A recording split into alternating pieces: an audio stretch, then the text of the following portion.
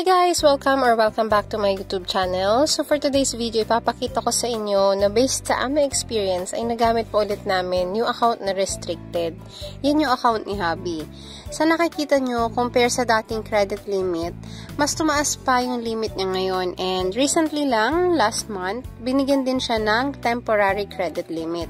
And he can use it in a specific time lang. Pero malaking tulong din kapag may temporary credit kasi makakadagdag yun if kulang yung credit balance mo kesa dun sa bibilhin mo.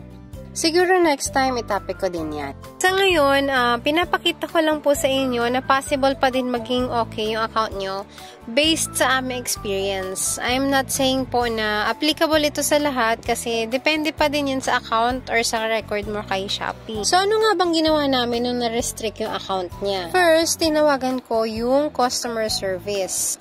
Bakit? Siyempre para malaman ko din kung ano nangyari sa account niya, bakit naging restricted. Sila naman kasi yung nakakita sa account natin at sila din yung mas pwedeng magsabi kung ano yung possible solution. Second is just wait while continue using Shopee app.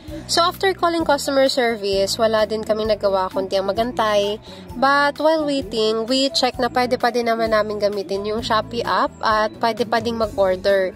Yun nga lang, using COD na or yung cash on delivery.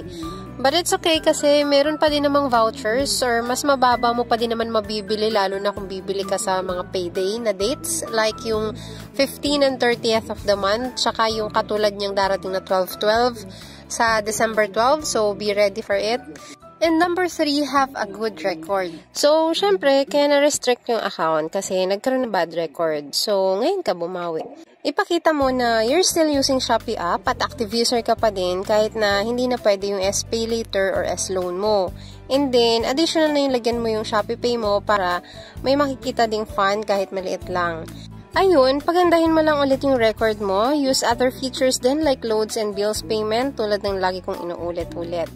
Ayun, after almost 3 months, nagamit ulit namin yung S-Pay Later. So, I hope kahit papaano nakatulong or kahit papaano may comparison kayo sa Shopee accounts ninyo. Palambing na rin po pala guys, if gusto nyo pa ng updates in the future kagaya nito, please like and subscribe po to my channel and click the notification bell for more updates. Thank you guys, see you next video, bye for now!